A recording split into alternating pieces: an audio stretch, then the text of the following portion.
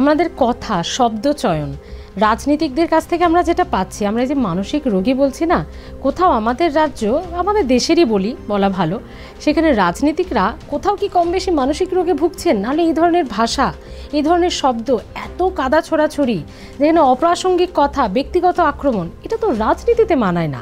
তাহলে তারাও কি খানিকটা মানসিক রোগী? এই যে দেশভাগের পরে আমাদের যে অজন্মা রাষ্ট্রটা তৈরি হলো, যারা সন্ত্রাসবাদের জন্ম দিয়েছে, তারপরে শুরু হয়েছে এই বিগত 15 বছর ধরে ভাষা সন্ত্রাস। ভাষার কোনো লাগাম নেই, উত্তেজনায় গাল ফুলিয়ে ফুলিয়ে, এবং সবচেয়ে হচ্ছে লিঙ্গ বৈষম্যটা এখানে এমন বেশি, এবং মহিলাদেরকে অপমানজনক কথাবার্তা বলা, সে যে রাজনীতিই করুক না কেন, বা একটা জায়গায় বিপক্ষ দলের যদি কেউ রাজনীতি করেন বা তার মুখপাত্র হন, সে তার পয়েন্ট অফ ভিউতে এমন স্টিক করে থাকবেন, কারণ নাহলে তার নম্বর কাটা যাবে তার পার্টির কাছে। তা তখন ভাষা সন্ত্রাসের জন্ম হয়। ভাষা সন্ত্রাসের বিভিন্ন আঙ্গিক আছে। গোদাভাবে কেউ বলছে, যে হয়তো জানে না, সে বোম মেরে দেবো কথা বলছে, বা কেউ হয়তো একটা জায়গায় একটা সুন্দরভাবে বলে দিচ্ছে যে আমরা থান পাঠিয়ে দেবো, সাদা থান পাঠিয়ে দেবো। তা এইগুলো তো একটা জায়গায়, কিন্তু ব্যক্তিগত আক্রমণের যে জায়গাটা, সেটা করে। আমরা দুর্ভাগ্যজনক, আমি বিধানসভায় কয়েক বছর আগে গেছিলাম, এবং আমার অনেক বন্ধুবান্ধব আছে, সেখানে আমি দেখি সব দলের রাজনীতির লোকজন কিন্তু একসাথে গোল টেবিলে বসে আড্ডা মারছে, গল্প করছে।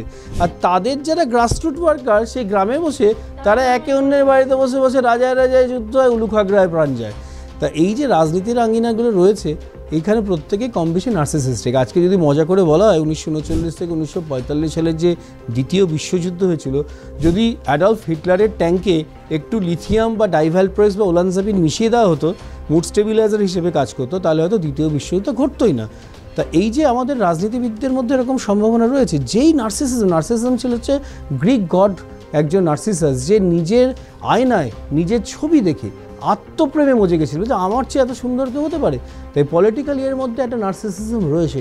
সে তুমি যতই নিচু স্তর থেকে উঠে আসা লোক হয়, যেই তুমি ক্ষমতা পেয়ে যাবে, ক্ষমতা যখন তোমার মাথায় চেপে যাবে, তখন তুমি একবার অন্ধ হয়ে যাবে। এটা কি বিশেষ কাউকে বলছেন? আমার কোনো বিশেষ অতিথি নেই, আমার তো সবাই পোটেনশিয়াল পেশেন্ট। কেন I will lose a patient? আমার কাছে তো সবার সাদর আমন্ত্রণ। বাদিক দিয়ে দরজা দিয়ে সিপিএম পার্টির লোক ঢুকছে, ডান দিক থেকে তৃণমূলের ঢুকছে, সামনে থেকে বিজেপির ঢুকছে, সবাই। মানসিক সমস্যা তো কাউকে আসবে না এমন হতে পারে না। সবচেয়ে দুর্ভাগ্যজনক, তুমি যদি বলো আরেকটা যে গ্ল্যামার ওয়ার্ল্ডের আছে, সেই গ্ল্যামার ওয়ার্ল্ডে যারা আছে, একটা সময় আমরা কোভিড অতিমারিতে দেখেছি অনেক সময় কাজ হয়নি, এবং টলিউড ইন্ডাস্ট্রির অনেক নায়ক নায়িকাও কিন্তু আত্মহনন করার চেষ্টা করেছেন বা করেছেন। তো তখন তারা আমাকে বলতেন যে start light, camera rolling, action, এইটা শুনতে না পারলে তাদের মধ্যে একটা গভীর ডিপ্রেশন হতো, এবং সে কারণে অনেকে সুইসাইডও করেছে, যখন তাদের কাজ নেই বা আস্তে আস্তে বয়স হয়েছে বা একটু হারিয়ে যাচ্ছেন লাইমলাইট থেকে, তারা সেটা মেনে নিতে পারেন না। মানে এই জায়গাটাও একটা এই মানসিক পরিবর্তন বা সেই স্টেজের পরিবর্তনটাকেও তো আমার মনে হয় খুব স্বাভাবিকভাবে নেওয়া উচিত। প্রচারের আলো আর পাদপ্রদীপের অন্ধকার, এই দুটোর মধ্যে যে কন্ট্রাস্টটা, সেটা হচ্ছে একটা জলপ্রপাত, নায়েগ্রা জলপ্রপাতের মতো নেমে আসে। এবং আমি দেখেছি ক্ষমতাটা কি জানো তো, ক্ষমতা আজকে প্রত্যেক রাজনৈতিক দলের ক্ষেত্রে তোমার নিজের দলের লোকই হচ্ছে তোমার সবচেয়ে বড় শত্রু, প্রতিপক্ষ দলের নয়। এবং তোমার পয়েন্টটা যদি সকালে 9 আউট অফ 10 থাকে দলনেতা বা দলনেত্রীর কাছে, তাহলে সেটা সন্ধ্যেবেলায় 3 আউট অফ 10 হয়ে যাবে, কারণ তোমার কাজ সারাদিনে কী হচ্ছে। আর কান ভাঙানোর লোকের অভাব নেই। তাহলে যে মানুষটা আগে একটা পূর্ণ মন্ত্রী ছিল, সে এখন হাফ প্যান্ট পরা একজন সাধারণ যদি দলীয় নেতা হয়ে থাকে, তাহলে তো সেটা নিতে পারবে না। আমরা এটা আগে শুনতাম, বা এখনও কেউ কেউ বলে প্রেমে তো একটু সন্দেহ থাকবেই। তা তার প্যারামিটারটা ঠিক কি? সন্দেহ কোন পরিমাণে স্বাভাবিক, কোন পরিমাণে সেটা অস্বাভাবিক বা মানসিক রোগ? এটা খুব ভালো প্রশ্ন করেছো। সাসপিশিয়াসনেস আমরা বলছি, কোন জায়গা থেকে যাবে। এবং এই যে সন্দেহ করা, পার্টনারকে সন্দেহ করা একটা সাইন যে সে ইনসিকিউর ফিল করছে। হ্যাঁ, মানে আমাকে কয়েকদিন আগে আমার বউ বললো যে আমি তো একা থাকি কর্মসূত্রে, যেখানে যখন ডিউটি করতে যাই, বললো ফ্রন্ট ক্যামেরাটা অন করো, ব্যাক ক্যামেরাটা অন করলো, সবটা দেখে, তারপর আবার বলে যে একটু খাটের নিচটা দেখাও কেউ আছে কিনা। তো এইসব পরীক্ষায় সসম্মান্য উত্তীর্ণ হয়ে, এবং এটা একটা ভালো সাইন যে এত বছর পরেও যে সম্পর্কটা টিকে আছে এই একটা জায়গায়, বিশ্বস্ততা। এইবারে তুমি ওটা খুব কথা বললে, প্রথমে বলেছিল পাগল কাকে বলে, পাগলা কাহিকা, আর দ্বিতীয় বললে কোন জায়গাটা অবধি নর্মাল। এখানে একটা টার্ম আছে, আমরা বলি auto normal, auto pathological, heteronormal, heteropathological. Auto normal মানে আমি নিজে মনে করছি আমি একদম ঠিকঠাক, আমি কাউকে বলবো না, কিন্তু অনেকে যারা খ্যাতিনাম মানুষজন আছে, তাদের মধ্যে নার্সিসিস্টিক ইগোটা কাজ করে। কেউ হয়তো রাষ্ট্রপ্রধান হয়, কেউ হয়তো রাজ্যের প্রধান হয়, বা কোনো একটা শাসক বিরোধী যেই হোক, তারা মনে করে আমি হচ্ছি সর্বে সর্বা। তো এটা হচ্ছে অটো নর্মাল। অটো প্যাথোলজিক্যাল মানে হচ্ছে আমি মনে করছি আমার মনে হয় কোনো খারাপ অসুখ আছে, প্রচুর টেস্ট করে বেড়াচ্ছি, একটা রিপোর্টে কিছু বেরোচ্ছে না। হেটেরো নর্মাল হচ্ছে সবাই মনে করছে আমি নর্মাল, কিন্তু আমার শরীরে একগুচ্ছ রোগ বাধা বেশি আছে, বা অনেক সময় একটা রূপ দেখাচ্ছে, আমি সকালবেলা দেখাচ্ছি একরকম রূপ আর বিকেলবেলা আরেক রকম। অটো প্যাথোলজিক্যাল হেটেরোপ্যাথোলজিক্যাল কনসেপ্টে শেষ যেটা রয়েছে সেটা হচ্ছে যে একমুখ দাড়িগোপ, অনেক কালের কালো ছোপ ছোপ, সে একটা ভিখিরির মতো দশা, কিন্তু সে অ্যাবসোলুটলি নর্মাল, কিন্তু তাকে সবাই মনে করছে খারাপ, তাহলে এটাকে বলে হেটেরোপ্যাথোলজিক্যাল। তাই নর্মালিটির কনসেপ্টটা আমাদের অনেকটা স্ট্যাটিস্টিক্সে আমরা করি, কত অবধি নর্মাল কত অবধি অ্যাবনর্মাল, কারণ প্রত্যেকের কাছেই তার বউ বা তার স্বামী হচ্ছে অ্যাবনর্মাল, এবং মেয়েদের হচ্ছে সবচেয়ে মানে পারফেক্ট পার্সনটা হচ্ছে তার বাবা এবং তার দাদা, আর ছেলেদের ক্ষেত্রে সেক্ষেত্রে দেখা যাবে তার মাকে আদর্শ মনে করে। তো এই জায়গাগুলো একটা টুইস্ট রয়েছে। তাই নর্মালিটি একটা কনসেপ্ট আছে এবং সেখান থেকে ব্রিজ হয়ে যাওয়া।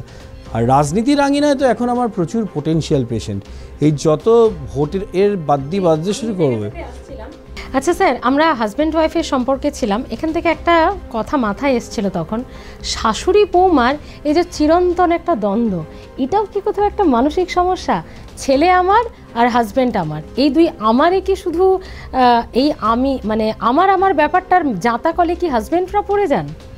দেখো, ডোনাল্ড ট্রাম্পের সাথে ভ্লাদিমির পুতিন একসাথে কফি খাবেন, ভারত পাকিস্তানের যুদ্ধ থেমে যাবে, কিন্তু শাশুড়ি এবং ননদার সাথে বৌমা কোনোদিনও মেশেনি মিলবে না, তেলে জলে মিশতে পারে।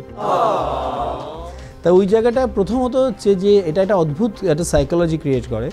যখন মা বা বোন তার বাড়িতে যখন ভাইয়ের বা দাদার বউ আসে, একটা অদ্ভুত ইনসিকিউরিটিতে বুঝবেন যে আমরা মনে হয় এবারে আমাদেরকে তাড়িয়ে দেওয়া হবে, একদম আমরা আমাদের ফিনান্সিয়াল সাপোর্টটা পাবো না। এইবারে বউ যখন আসে, একটা যেদিন থেকে ছেলেদের বিয়ে করে শ্বশুরবাড়ি যেতে হবে, আমার তো মনে হয় ছেলেদের এই সমস্যাগুলো হবে, কোনো মহিলার কোনো সমস্যা হবে না। এবার যখন এই জায়গাটা আসছে, তখন বৌমা আসছে নতুন করে একটা নতুন জায়গায় শুতে। আজকে তুমি বাড়িতে পড়ে পায়ের উপর পা তুলে শুয়ে ঘুমিয়ে থাকতে পারো সকাল 10টার অবধি বাপের বাড়িতে, শ্বশুরবাড়িতে তোমার 6টার মধ্যে তৈরি হয়ে শাড়ি পরে রেডি হতে হবে। এবার আমাদের অবস্থাটা ভাবো, আমরা যারা ছেলেরা, এদিকে রয়েছে মা আর এদিকে রয়েছে বৌমা, এবার কাকে খুশি করবো? দুদিকেই বিপদ।